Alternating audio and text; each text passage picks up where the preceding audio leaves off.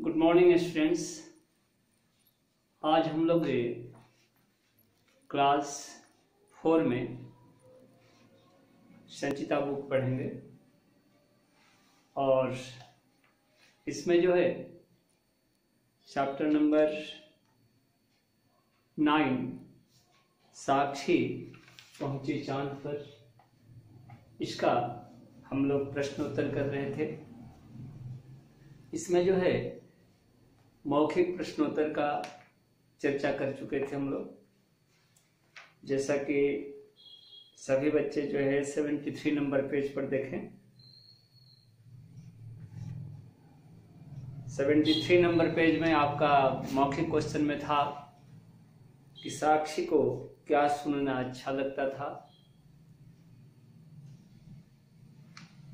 है ना।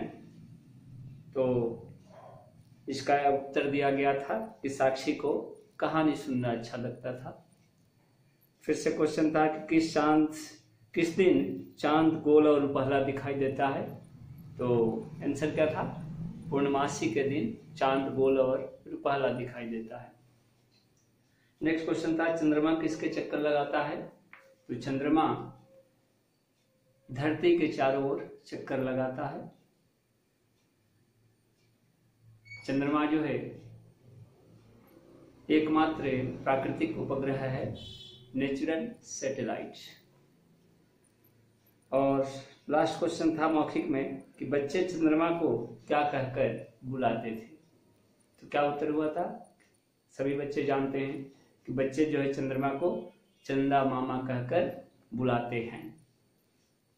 नहीं, क्या कहकर बुलाते हैं? चंदा मामा कहकर बुलाते हैं। तो ये था मौखिक क्वेश्चन, इसको हम लोग पहले भी कर चुके थे। आइए आज लिखित क्वेश्चन की चर्चा की जाए। लिखित क्वेश्चन में आपका पहला नंबर क्वेश्चन है कि चांद को देखकर साक्षी ने मां से क्या कहा। चांद को देखकर साक्षी ने मां से क्या कहा। तो चांद को देखकर क्या कही थी साक्षी अपनी मां से? चांद को देखकर साक्षी अपने मां से बोली थी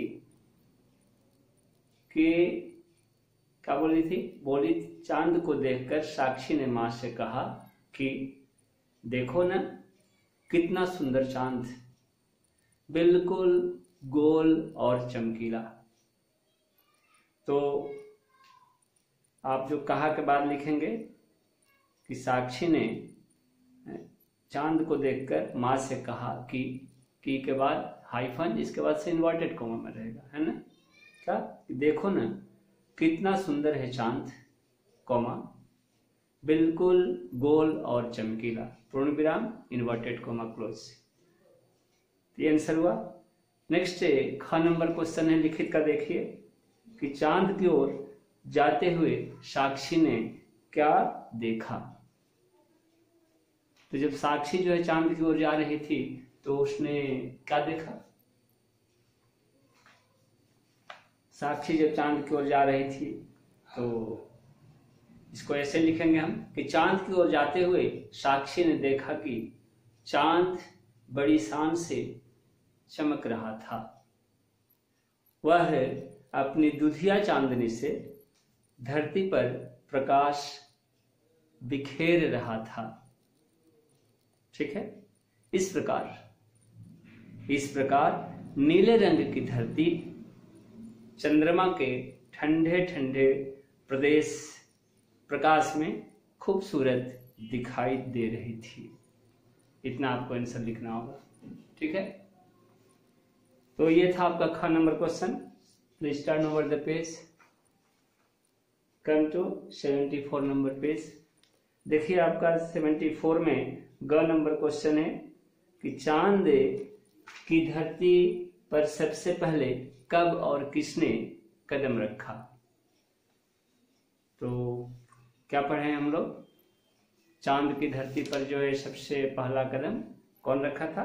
तो नील आर्मस्ट्रांग रखा था। उसको ऐसे लिखिएगा क्या कि चांद की धरती पर सबसे पहले 21 जुलाई 1969 ईस्वी को 21 जुलाई 1969 एडी AD, ईस्वी जो होता है वो AD हुआ, ठीक है। आफ्टर डोमिनी, नहीं एनो डोमिनी इसको कहते हैं। तो AD में अमेरिका के Neil Armstrong comma Edwin Aldrin और कॉलिंस ने कदम रखा था। कौन कौन गया था चांद पर? तो ये बात है कब? 1969 की, 1979 की 21 जुलाई के दिन अमेरिका के नील आर्मस्ट्रॉन्ग, एडविन ऑल्ड्रिन दूसरा व्यक्ति का नाम है। पहला व्यक्ति कौन था? नील आर्मस्ट्रॉन्ग, दूसरा एडविन ऑल्ड्रिन, और नेक्स्ट कौन था? कॉलिंस ने कदम रखा। 3 व्यक्ति गए थे। सबसे पहले नील आर्मस्ट्रॉन्ग ने कदम रखा था, ये हुआ आपका आंसर। नेक्स्ट घ नंबर क्वेश्चन है, जो कि लिखित का लास्ट क्वेश्चन है कि चांद पर जाकर हर चीज हल्की क्यों हो जाती है? देखिए यह विज्ञान का प्रश्न है। This question is related with science subject. चांद पर जाकर के कोई वस्तु हल्की क्यों हो जाती है? कारण क्या है? गुरुत्वाकर्षण को लेकर के होता है, ठीक है। तो हम आपको आंसर बता रहे हैं टू द पॉइंट। क्या कि चांद पर जाकर हर चीज जो है हल्की हो जाती है, क्योंकि चांद का गुरुत्वाकर्षण बल धरती के गुरुत्वाकर्षण बल का 1/6 भाग होता है। चांद का गुरुत्वाकर्षण बल क्या होता है? कम होता है। दूसरे शब्दों में चांद पर गुरुत्वाकर्षण बल क्या होता है? कम होता है धरती के गुरुत्वाकर्षण बल की तुलना में, ठीक है। यानी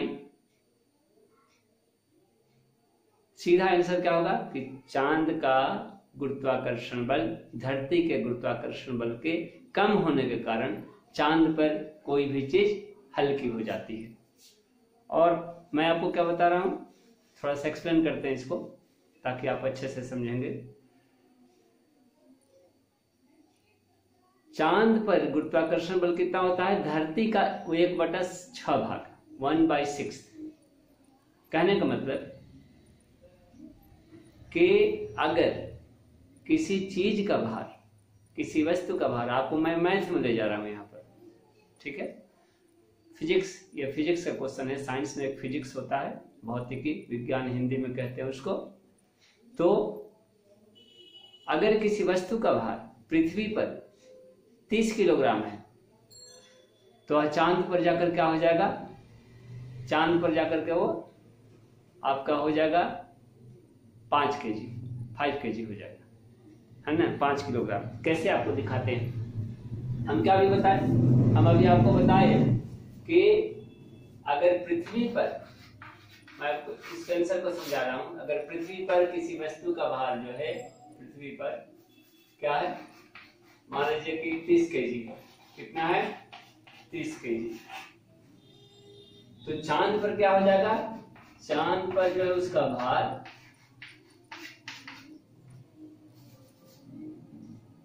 1/6 ऑफ 30 kg। कहने का मतलब कि 1/6 मल्टीप्लाई 36, 5 जा 30 equal to 1 × 5 equal to 5 kg। आइए थोड़ा सा समझिए आप मैथ यहाँ पर हिंदी में भी। क्या है? अगर किसी वस्तु का भार 30 kg है, 30 kg है पृथ्वी पर, तो चांद पर जाकर कितने हो जाएगी? 5 kg हो जाएगी। देखिए कैसे, क्यों? क्योंकि चांद पर गुरुत्वाकर्षण बल जो होता है धरती के गुरुत्वाकर्षण बल का 1/6 पार्ट होता है।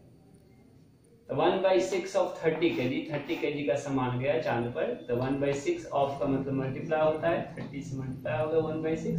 अब 6 5 जा 30 होगा, 5 × 1 5 हो जाएगा, 5 × 1 ये 5 को ये 1 हुआ, है ना, 5 × 1 5 kg हो जाएगा। ठीक है, ज्यादा डीप में नहीं ले जाते हैं।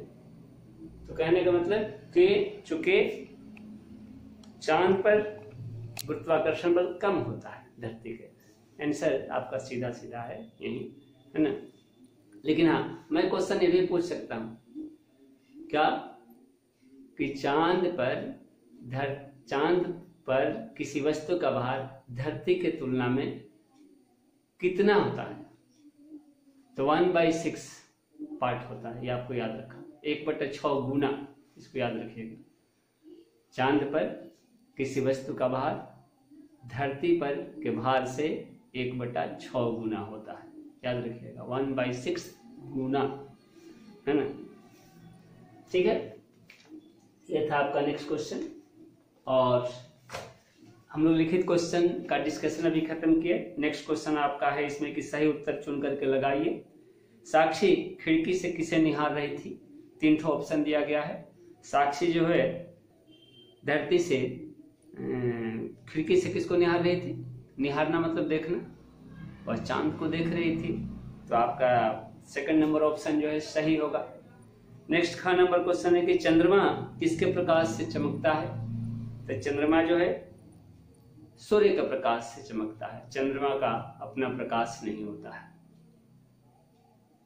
Okay, moon has not its own light. Okay, यह किससे लेता है लाइट? यह जो है सूर्य से लेता है प्रकाश। नेक्स्ट है पृथ्वी से ग नंबर क्वेश्चन है कि पृथ्वी से चांद की दूरी कितनी है? पढ़िए आप। पृथ्वी से चांद की दूरी जो है, पहला ऑप्शन दिया गया है 4 लाख किलोमीटर। धरती से, ठीक है, चांद की दूरी 4 लाख किलोमीटर है। नेक्स्ट आपका क्वेश्चन है कि किसने कहा और किससे कहा? क आज पूर्णमासी है इसलिए तुम्हें चांद गोल और रुपहला दिखाई दे रहा है। ध्यान से सुनिए, आज पूर्णमासी है इसलिए तुम्हें चांद गोल रुपहला दिखाई दे रहा है। किसने कहा? तो यह बात जो है माँ ने कहा। किससे? माँ ने साक्षी से कहा। किसने किससे कहा? देखिए क नंबर नीचे दिया गया है खाली जगह, वहां पर आप लिखिएगा। किसने कहा में क्या लिखेंगे? माँ ने। किससे कहा? साक्षी से। माँ ने साक्षी से कहा। ठीक है, क्या कही थी माँ साक्षी से? कि आज पूर्णमासी है इसलिए तुम्हें चांद गोल रुपहला दिखाई दे रहा है। मैं एक उपग्रह हूं और पृथ्वी के चारों ओर चक्कर लगाता हूं। चांद ने साक्षी से कहा था। किससे कहा? तो चांद ने।